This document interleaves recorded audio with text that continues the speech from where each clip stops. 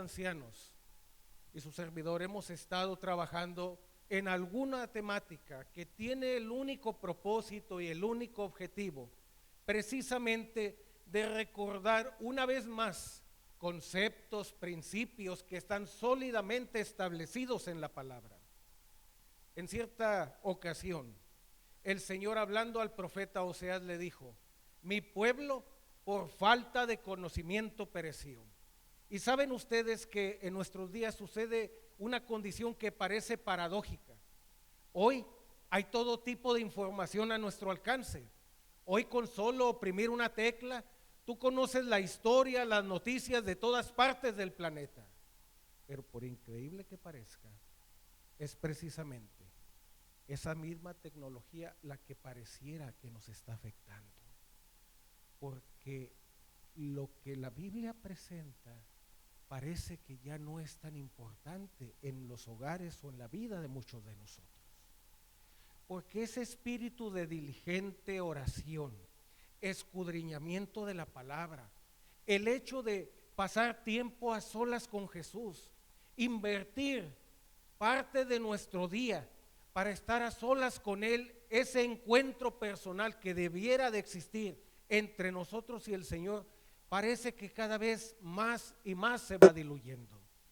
Eso por un lado. Y por el otro lado, que nos encontramos en un momento de la historia en que estamos viendo el cumplimiento de las promesas, de las profecías y de lo que está escrito en la Escritura, en especial en Mateo capítulo 24 y otros pasajes de Apocalipsis, sobre lo que está aconteciendo en los últimos días de la historia de la humanidad. El enemigo también está trabajando. Él no descansa. Y si nosotros nos hemos descuidado, Él no ha descuidado la labor que está llevando a cabo. Él busca, si es posible, apartar, descarriar, alejar de Dios aún a sus escogidos. Por eso, mis hermanos y hermanas, hemos estado analizando algunos conceptos que, dicho sea de paso, son conceptos, principios, enseñanzas doctrinales que tenemos como pueblo de Dios y que están sólidamente fundamentadas en la palabra de Dios. Nosotros no tenemos una creencia que se basa en dichos, se basa en asegúnes, se basa en lo que alguien por ahí mencionó. Cada una de las creencias que nosotros tenemos como pueblo de Dios están debidamente analizadas, estudiadas y fundamentadas de una manera sistemática y teológica en la palabra de Dios. Dicho sea de otra manera, no creemos algo que no tiene fundamento en las Sagradas Escrituras, porque es precisamente la palabra la que es rectora de la vida y la conducta del ser humano. Y nosotros, hermanos, tenemos también que comprender que muchos de los conceptos que hoy nosotros creemos no son nuevos. Vienen desde la misma creación como hemos estudiado. Y algunos a través de los siglos, a base de sangre y del martirio, fueron sostenidos por el pueblo de Dios. Es precisamente en este tiempo, 500 años después de la Reforma, cuando quiero recordar algunos de esos principios que cohesionan la iglesia, que nos mantienen unidos a Cristo y que nos proyectan a ese futuro glorioso cuando la hoy iglesia militante de la cual nosotros formamos parte se convertirá en la iglesia triunfante que recibirá a Cristo Jesús en gloria y majestad. Queridos hermanos, antes de comenzar, quisiera definir dos conceptos que pareciera que son algo vagos, difusos en la mente de muchos de nosotros. Hoy hablar de iglesia y de doctrina parece que espanta a algunos, parece que se nos eriza la piel, los pelos, porque en la mente del ser humano hoy en nuestros días, en la manera de pensar postmoderna, el hombre no admite criterios definidos, no admite directrices. Hoy la humanidad busca hacer lo que cada quien cree que es correcto de acuerdo a su conveniencia y a los factores del momento. La palabra de Dios es clara y presenta principios sólidos que nos permiten a nosotros analizar cada una de las enseñanzas y los principios de las mismas Sagradas Escrituras. Vamos a analizar por un instante qué es la iglesia, porque pareciera que en nuestros días algunos creen que la iglesia es apartarse del pueblo de Dios, hacer su grupito y de esa manera hacer cada quien lo que quiera. Permítanme, se asustó el micrófono. Algunos creen, como hay cierta corriente de pensamientos, que la iglesia tiene que ser misional, orgánica, excluyente, conceptos que están muy de boga en nuestros días, pero que no soportan un análisis concienzudo, hermenéutico y teológicamente hablando. Porque esos conceptos siempre han existido en la palabra de Dios. De acuerdo al predicador, de acuerdo a Salomón, en el libro de Eclesiastés, no hay nada nuevo debajo del sol.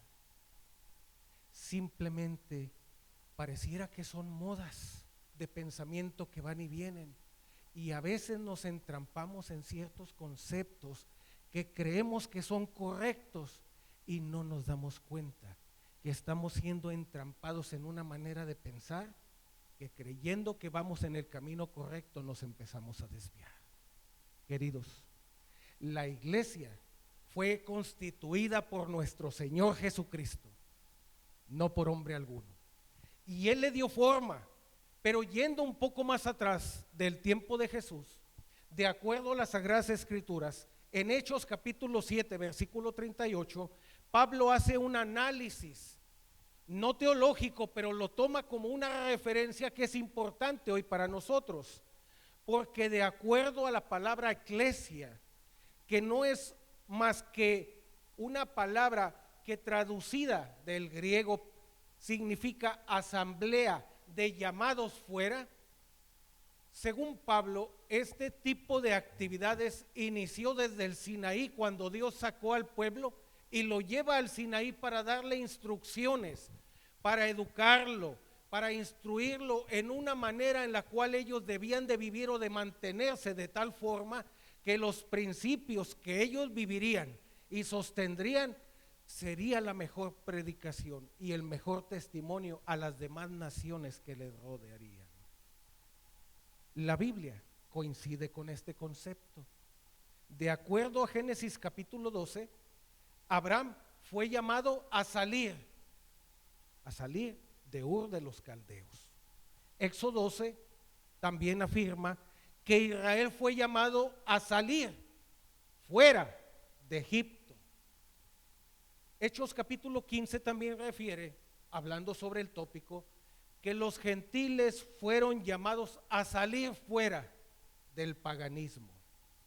Y al final de los tiempos, el libro de Apocalipsis en el capítulo 18 presenta el último llamado y la última orden de Dios a su pueblo para salir de Babilonia. Quiere decir entonces que la iglesia no es otra cosa más que el conjunto de creyentes llamados a salir fuera de la vida antigua, fuera de las prácticas que llevábamos a cabo, fuera de esa vida que vivíamos muchos sin Dios y sin esperanza, para formar parte ahora de un pueblo dirigido y sostenido por el Altísimo, no por hombre alguno, no porque en alguno haya la innovación, la capacidad o la sabiduría para sostener un grupo o dirigirlo, sino porque este movimiento, esta iglesia fue sostenida, levantada por el Señor Jesucristo y afirmada a través de los principios que la santa palabra de Dios presenta. Eso es la iglesia. ¿Saben una cosa? En los primeros siglos de nuestra era, el romanismo tomó este concepto de eclesia, que es la palabra en griego, y poco a poco lo empezó a distorsionar y a corromper. Y después de que este concepto por siglos motivó a ese llamado de reunirse o de crear una asamblea fuera de estos, usurpando la autoridad de Dios, cambiaron ese pensamiento y de acuerdo a la teología de Agustín de Hipona, porque este fue el que inició estos conceptos en el año 386 de nuestra era, ahora se le comenzó a llamar reunión o asamblea dentro de. Eso, a través de los siglos, vino derivando en una falta de unidad, porque ahora los creyentes ya no se sentían parte de algo en los cuales ellos eran impelidos o motivados por decisión propia a unirse, sino que ahora era precisamente la iglesia la que obligaba a que aquellos fueran parte de, y la historia nos presenta que así fue por siglos. Hubo pérdida de identidad, porque al comenzar ese proceso de vicios, de errores doctrinales, de ir poco a poco introduciendo elementos que nada tenían que ver con la palabra, sino con la interpretación y las ideas de hombres y de concilios, se fue gestando conceptos completamente opuestos a lo que la palabra presenta, y que el libro de Apocalipsis y específicamente el libro de Daniel definen como, aún la Sagrada Escritura, como el hombre de pecado, el hombre de perdición, el cuerno pequeño. Nosotros conocemos bastante sobre eso, pero un punto más: se creó un sistema clerical que controlaba la fe, la doctrina, y que alejaba al creyente de la verdadera confianza en la Escritura. Por siglos, queridos hermanos, la Biblia estuvo prohibida al ser humano. So pena de muerte, ninguno de ustedes ni yo podíamos tener un ejemplar de la misma. Por siglos, hermanos nuestros, en las cuevas, en la oscuridad, como podían, a la luz de la luna, de una pequeña vela, copiaban lo poco que se conocía de las Sagradas Escrituras para compartirlo. Esto parece que va otra vez en boga, porque aún en la cristiandad hay mucho este concepto de que la iglesia no es necesaria. Algunos hoy dicen: todos somos ministros, no necesitamos pastores. Si ese concepto fuera cierto, entonces ¿por qué la Escritura dice: edificados sobre este fundamento, sobre Jesucristo y los apóstoles? Entonces, ¿por qué la Biblia dice que es el Espíritu el que da, de acuerdo a su voluntad, la diversidad de repartición en los dones y talentos? El ser humano, siempre en su actividad febril de querer hacer algo novedoso, no se pone a reflexionar que muchas veces se pone en el terreno del enemigo. Y saben una cosa, este tipo de ideas ya hay entre nosotros. ¿Cómo es posible que entre gente, hermanos queridos, que nos llamamos estudiantes de la Biblia, que nos conocen o nos conocían como el pueblo del libro, porque siempre traíamos la palabra a todos lados, cómo es posible que teniendo programas, teniendo actividades, que las 24 horas del día en todo el planeta se transmite el mensaje por radio, por satélite, el internet? ¿Cómo es posible que podamos nosotros mismos enredarnos en este tipo de ideas? Eso es sencillo. Todo aquel que no estudia la palabra de Dios va a ser presa fácil del enemigo. Y un concepto más, porque esto es algo que parece que nos asusta, la doctrina. Es que en la mente de hoy, hablar de doctrina es hablar de algo estrecho, de algo que pareciera que nada más eso es lo que se puede pensar y no hay ninguna cabida para otra cosa. Déjame decirte algo, querido hermano y querida hermana. En este camino se puede albergar algunos conceptos o ideas que pueden pasar por tu mente, pero hay manera de encontrar la solución siempre a todas nuestras inquietudes. Jesús mismo, cuando tenía a sus discípulos, en más de una ocasión, él sabía lo que le querían preguntar y aquellos no se animaban a hablar. Pero el Señor más de una vez les dijo: ¿qué es lo que están inquiriendo entre ustedes? Ustedes quieren saber esto. El Señor no está en contra de que nosotros deseemos conocer más. El problema nuestro como seres humanos es que buscamos en el lugar inadecuado la sabiduría, cuando la misma se encuentra en este libro. Cuando todo aquel que con un espíritu de humildad, de sumisión, de mansedumbre, acude al Señor y se humilla ante Él, dice la Escritura que si alguno de nosotros es falto de sabiduría, pídala a Dios, que Él la da a todo aquel que la solicita. Y esa, queridos hermanos, no es solo para aquel que estudió, no es solo para el que tiene algún título académico, esa está al alcance de todos nosotros.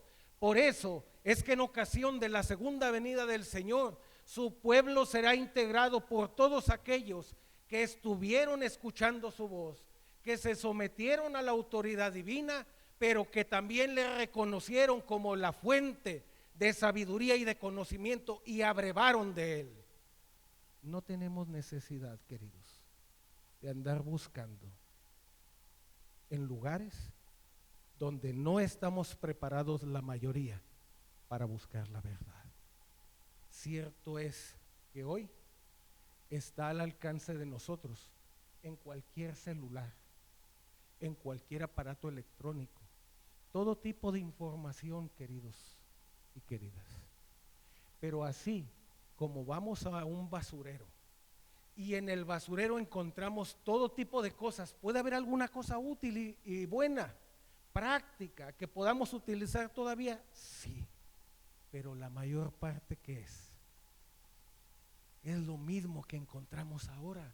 Si no tienes las herramientas del conocimiento básicas, te vas a extraviar. Si no conoces lo que este libro presenta, entonces ¿cómo vas a dirigir tu vida? ¿En base a qué? ¿En base a lo que el hermano dice?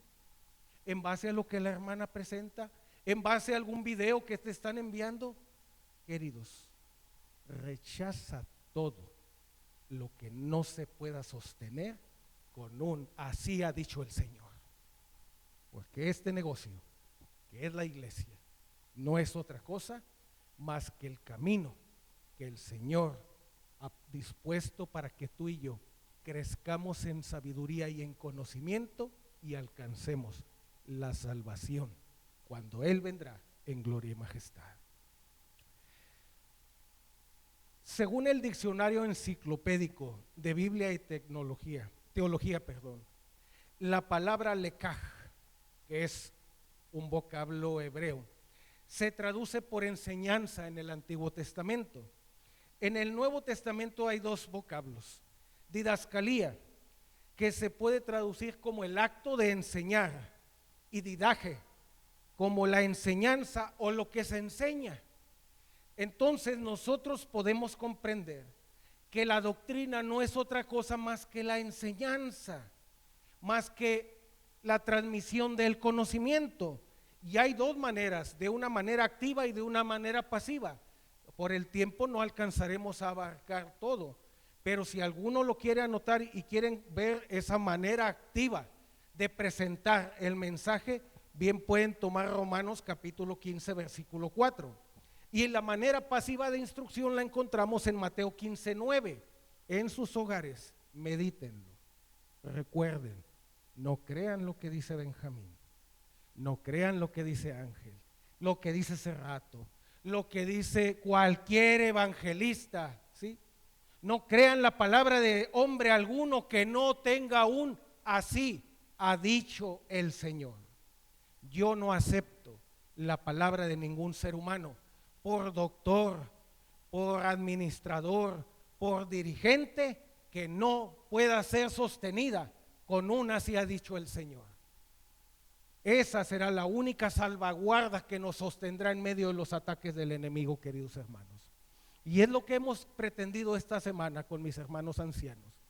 Presentar conceptos claros de la palabra y presentar conceptos que para nosotros deben de hacernos fácil el entendimiento, si el conocimiento nunca ha sido privado a una o dos personas. El conocimiento de la palabra nunca ha sido en oculto. En el pasado, los mártires, aquellos que sufrieron, tuvieron que ocultarse porque los perseguían a costa de sus propias vidas. Hoy tú y yo no estamos en esa situación. Todo el que te invite a hacer algo a escondidas, que te comparta algo que no se den cuenta los demás, no está haciendo la obra de Dios.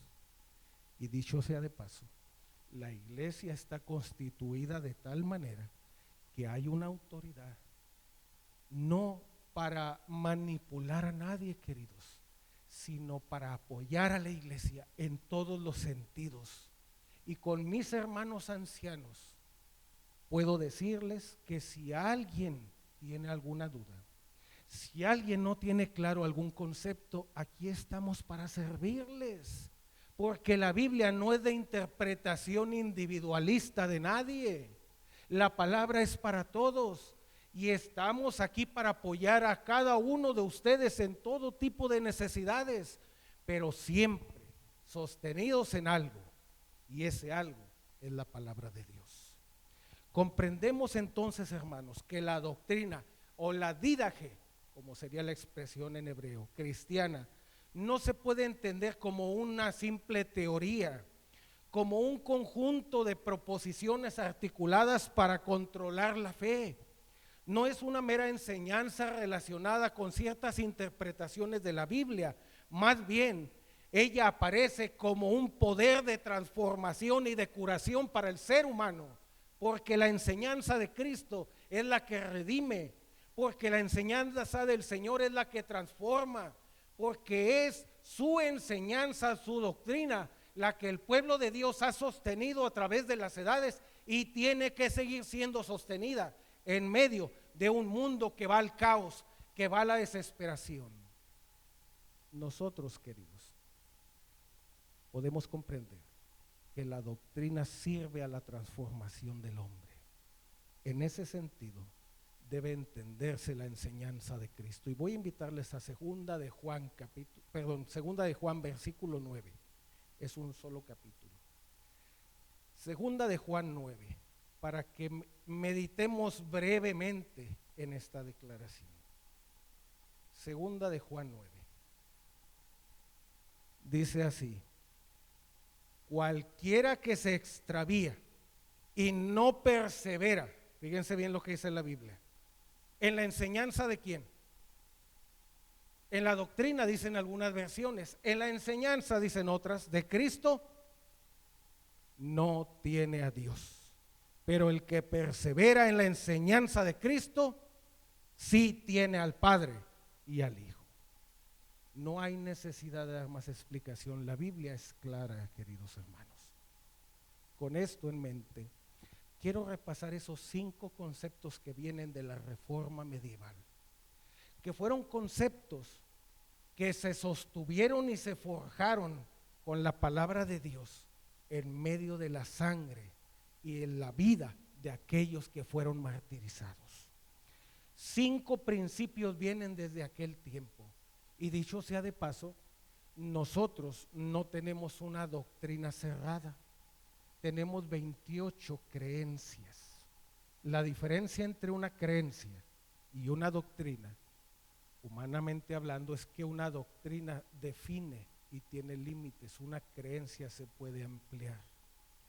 Algunos de ustedes son más nuevos en el Evangelio, algunos tenemos algunos años más. Hace años teníamos 27 creencias, pero la iglesia, a través de sus juntas, sus congresos, determinó que había que ampliar el conocimiento que ya se tenía. Por eso es que se añadió una creencia más y son 28. Pero queridos hermanos, no estamos cerrados a nuevas revelaciones de Dios. De acuerdo a Joel capítulo 2 versículos 28 en adelante, el Espíritu hablará cuando haya necesidad de hablar. Y si hay necesidad de que el Señor nos dé algo más de luz, Él lo hará, pero por los medios indicados precisamente en su palabra, no en aquellos que con soberbia hacen cosas que parece que están desuniendo al pueblo. Si tú crees que tienes un mensaje de Dios, tráelo a los pastores y a los ancianos. Hay pruebas bíblicas y pruebas físicas contenidas en la palabra de Dios, y es a la luz de eso como se discierne.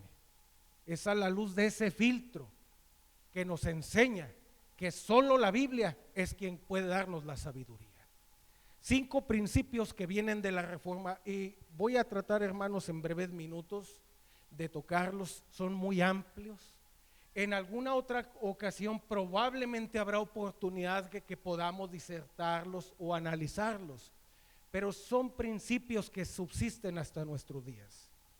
Principio número 1: la sola escritura o solo la Biblia.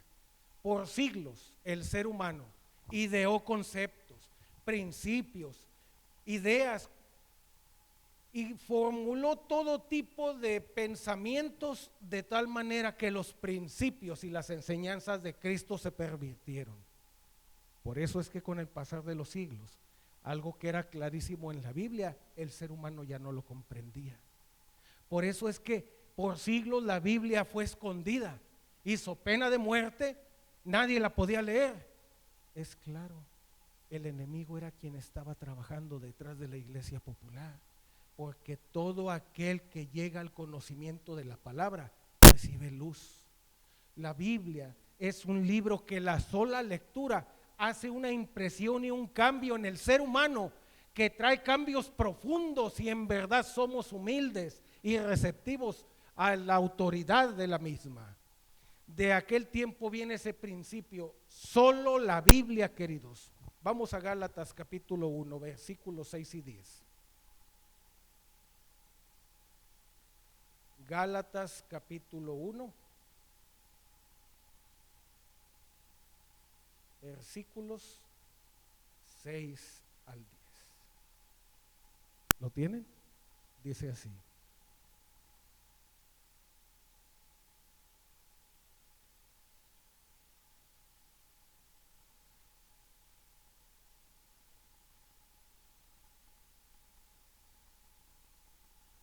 a ver, permítanme, déjenme, le doy vuelta a la página. Me asombra, dice mi versión, y estoy leyendo la versión 2000 de la Reina Valera. Me asombra que tan pronto se hayan alejado ustedes del que los llamó por la gracia de Cristo. ¿Para seguir qué cosa? Dice el apóstol, no que haya otro evangelio, no se confundan, no hay otro, sino que algunos, ¿qué hacen? Lo perturban y quieren pervertir el evangelio de Cristo. Pero noten la siguiente declaración: pero si aún nosotros o un ángel del cielo les anuncia otro evangelio diferente del que le hemos anunciado, quede bajo maldición. O dicen otras versiones, sea anatema. Como antes lo hemos dicho, también ahora os repito: si alguno les predica un evangelio diferente del que ha recibido, sea anatema. Queridos, la Biblia y solo la Biblia es la regla de fe y de práctica para el cristiano.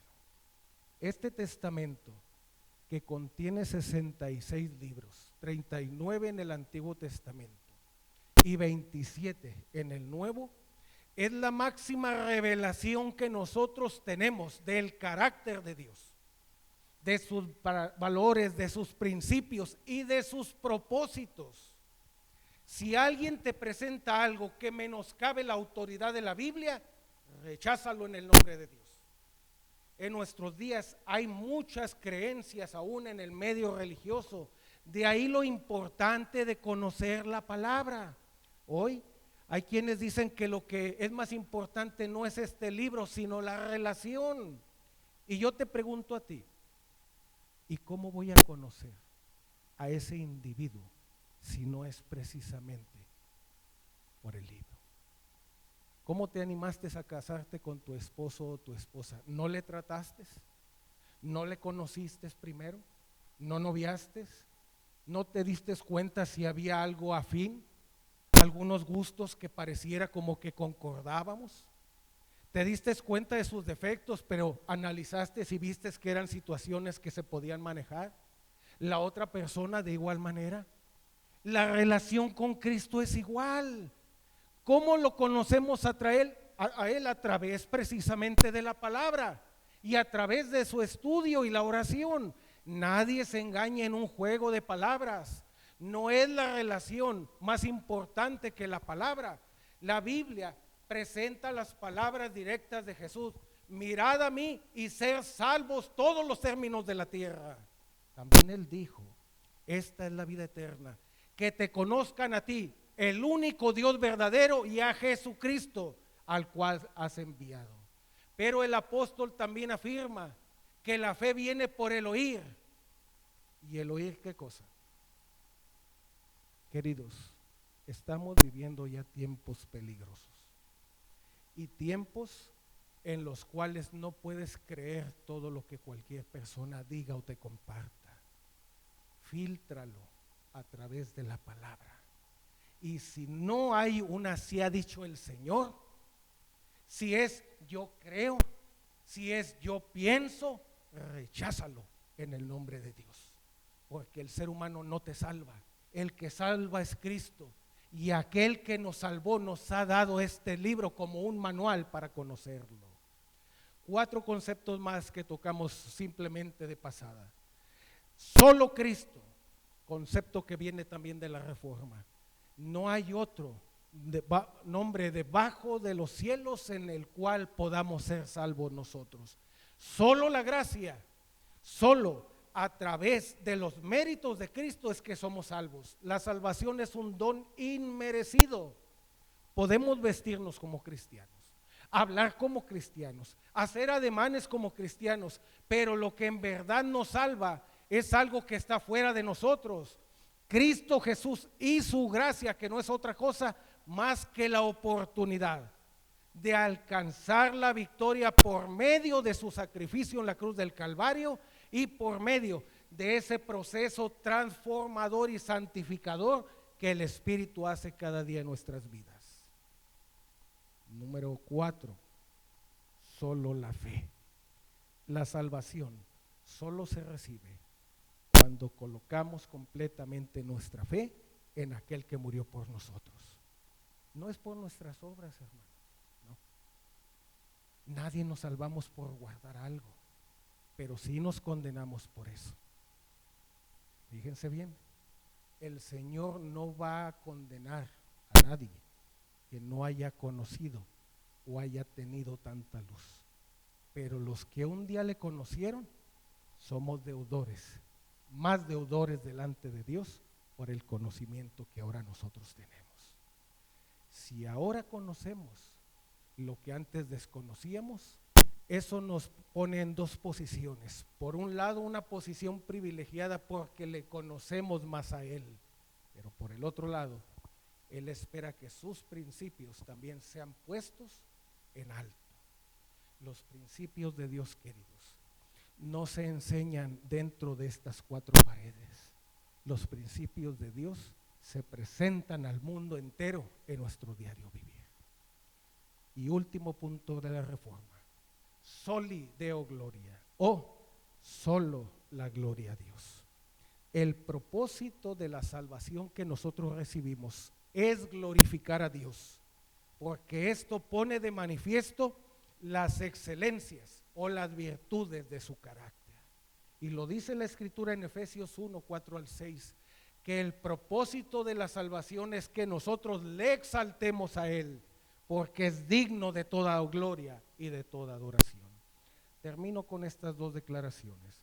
Una de ellas es de la sierva de Dios que se encuentra en el libro Fundamentos de Educación Cristiana, páginas 385 y 386. Y dice así: los dichos de Cristo son oro puro, sin una partícula de contaminación, a menos que por su interpretación el hombre trate de contaminarla al punto de considerar el errar como verdad.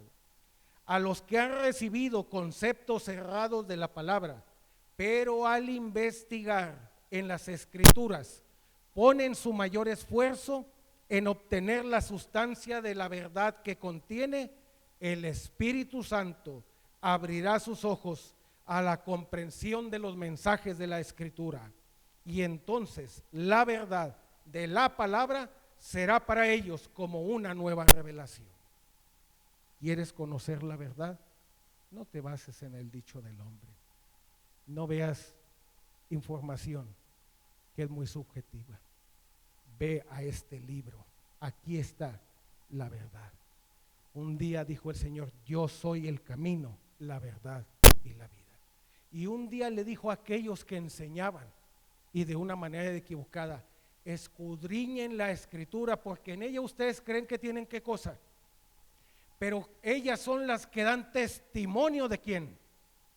¿Quieres conocer a Jesús? Búscalo en su palabra. Y termino con esta última declaración.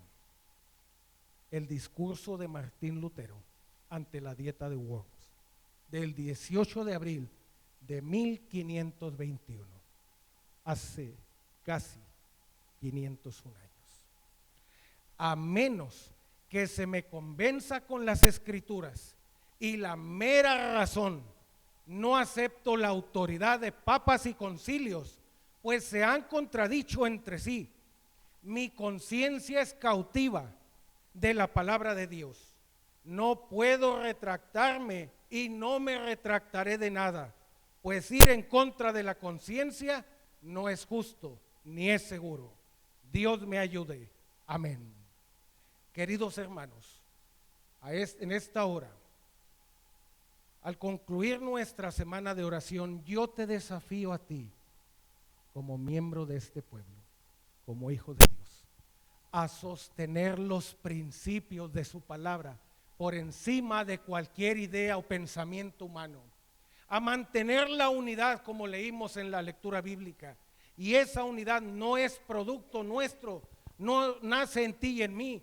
Esa unidad, dice Pablo, es la unidad del Espíritu, porque el Espíritu es el que da la unidad, a cerrar las filas contra todo engaño y a mantenernos firmes, que el Señor pronto cumplirá su promesa, y todos los que escuchen su voz cada día directamente de Él, alcanzaremos la victoria para honra y gloria de su santo nombre. Vamos a terminar con un último himno. Voy a invitar a los jóvenes.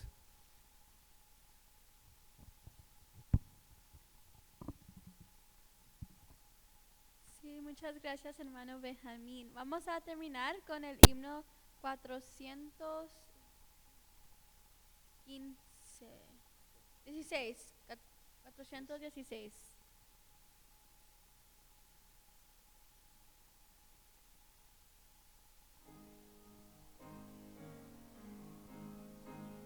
Puestos de pie.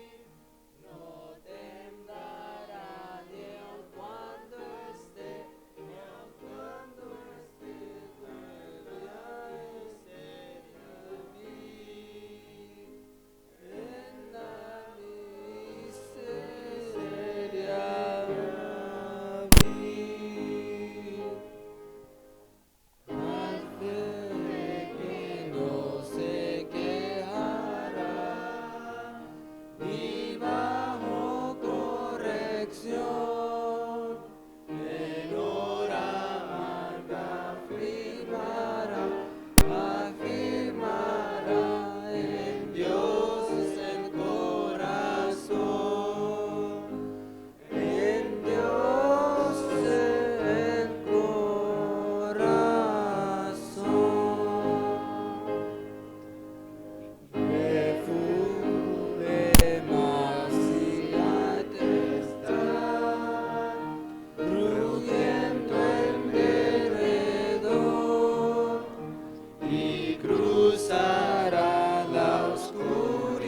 la oscuridad, sin dudas ni temor, sin duda ni temor.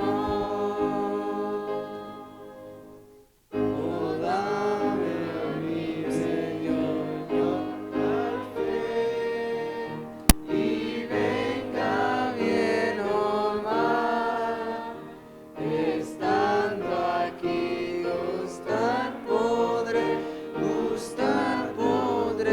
la dicha celestial,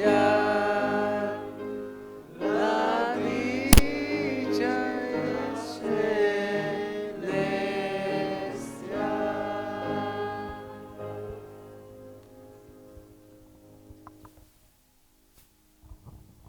Queridos hermanos, antes de orar, yo quiero hacer un llamado.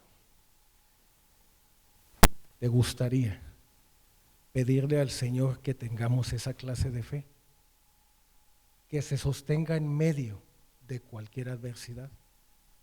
Los peores enemigos, y lo dice la sierva de Dios, no serán los de fuera, queridos. Los peores enemigos se darán dentro del pueblo de Dios. Y hay una declaración muy triste que dice así, que en el tiempo del fin habrá hombres que se levantarán en nuestros púlpitos sosteniendo la antorcha infernal. Se enseñarán cosas que la Biblia no enseña. Se presentarán principios que Jesús nunca enseñó. Si tú quieres tener esa clase de fe, hermano, yo te invito para que cada día escuchemos la voz de Él en su palabra. Para que cada día tomemos tiempo para estar con Él a solas. La ayuda de todos es necesaria, sí. Puedes apoyarte en personas de buen criterio para comprender o apoyarte en el estudio de la palabra. Tenemos ancianos de iglesia, tenemos diáconos, pastores. No busques en aquel que ni siquiera conoces algo que creas que es verdad. Ya no es el tiempo de aceptar ni videos ni mensajes de alguien que porque dice que es adventista lo creas como cierto. Todo tienes que filtrarlo a la luz de un así ha dicho el Señor. Oremos. Padre nuestro que estás en los cielos, una vez acudimos más a ti, porque solamente en ti, Señor, hay la dirección, hay la sabiduría y la guía correcta y perfecta para poder en esta vida caminar de tal manera que lleguemos hasta el momento en que nos encontraremos contigo cuando vendrás en gloria y majestad. Padre, nos reconocemos incapaces, reconocemos que no somos sabios, reconocemos que nos hemos equivocado en más de una de nuestras decisiones. Y de manera en especial, reconocemos que muchos de nosotros hemos sido descuidados en nuestra relación contigo.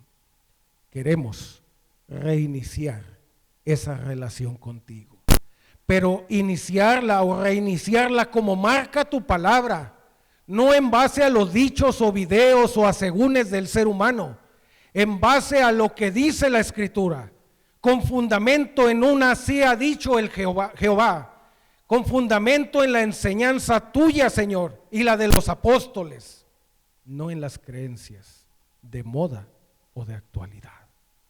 Oh Señor, danos esa fe tan sólida y tan ardiente, como dice el himno, que ante enemigos mil no tengamos temor, sino que podamos sostenernos como viendo al invisible. Y haz de nosotros testigos presenciales de lo que tú haces en la vida de cada uno en el diario vivir. Padre, pedimos por cada uno de mis hermanos y hermanas. Hay muchas necesidades. En algunos casos, como nuestra hermana Lupita, necesita sanidad. En algunos otros, como Guillermo, el hijo de nuestra hermana Magali, también necesita un milagro, Padre. Algunos otros de los nuestros convalecen en sus casas, en los hospitales. Hay otros desanimados, algunos con falta de trabajo, problemas morales. Señor, sea cual sea nuestra necesidad, súplela para honra y gloria de tu santo nombre. Pero te pedimos también que todo aquel que trae un mal espíritu, que todo aquel que busca dividir, que todo aquel, Señor, que presente algún principio o alguna enseñanza que no está de acuerdo a tu palabra, Señor, tú interven y mantén a tu pueblo firme y sólido en tu enseñanza. Pues lo suplicamos, no porque tengamos mérito alguno, sino lo hacemos solo a través de los méritos y de la sangre de aquel que murió en la cruz del Calvario, que es el dueño de nuestras vidas y es el dueño de la iglesia, nuestro Señor Jesucristo. A Él sea toda la honra y toda la gloria por los siglos de los siglos. Amén. Que Dios les bendiga y que pasen muy bendecido sábado.